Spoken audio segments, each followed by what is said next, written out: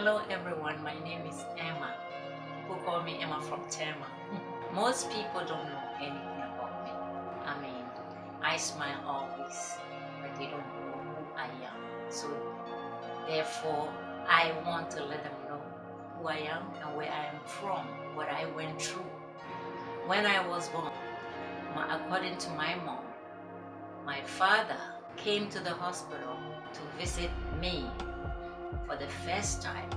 The moment he looked at me, he left and never came back. We are three in the family, as three girls in the family. I am the third one. And so I guess my reason is maybe because he thinks I am a boy and I wasn't a boy. And so he left.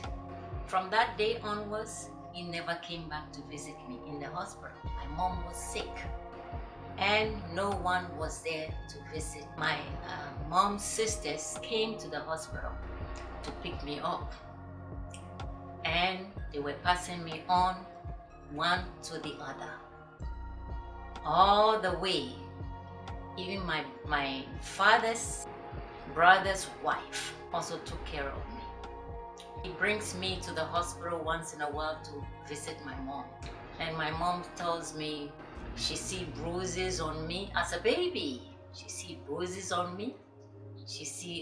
And she'll be asking them what is the problem. And they will tell her all kinds of things. So they end up passing me on to my aunt in Tema. My aunt also took care of me a bit. And then I end up because they were passing me on one to the other, I end up in the north of Ghana. I don't even know how I got there.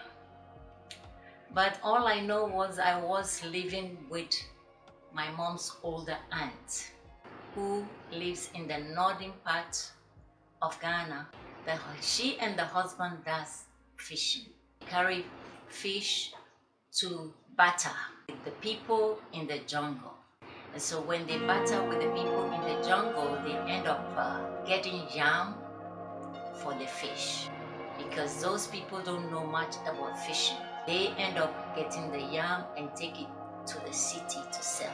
So all I know was I end up in that place. That's where I saw myself living. I didn't know who I was right then. I was living with them. A husband is a molester, a child molester. The husband used to abuse me. But I couldn't tell my auntie because I was very little. All kind of things to me. I guess an aunt and a cousin who lives with them, same thing. Does abuse me the same way until I was 6 years. I think my mother sent for me. They didn't send me to my mother until I was 8. And I realized that I was in that little place, that village, little shack. The husband is an idol worshiper. The time came that my mom was pressing them to send me to her. So they end up sending me at the age of 7 or so. So when I got there, I think my schooling age was over. I end up with an auntie of mine who also lived in the northern part of Ghana was living. So from then on, I was asked to go to school. In the school, because I didn't learn anything from the shack. I did not learn anything. So I wasn't that good, but I tried. And when we arrived, we were living with my mom in a place called Community 1. And we're all living in just one room. And there was a cousin of mine who was living with my mother before we arrived. I think the moment we arrived, that cousin of mine left. My mom was married to my stepfather when we came. So we're living with my mom, my stepfather. And we moved to another place in this same community, Community 1. We moved to rent and we lived there for a while until my grandfather used to come and visit. I met him I think twice. Yeah, a very handsome man and loving. And he always told me I have to speak my language. My language is Ada, A-D-A. That is Ga Adambi. And so it wasn't long when he came to visit the second time. I heard that he passed away.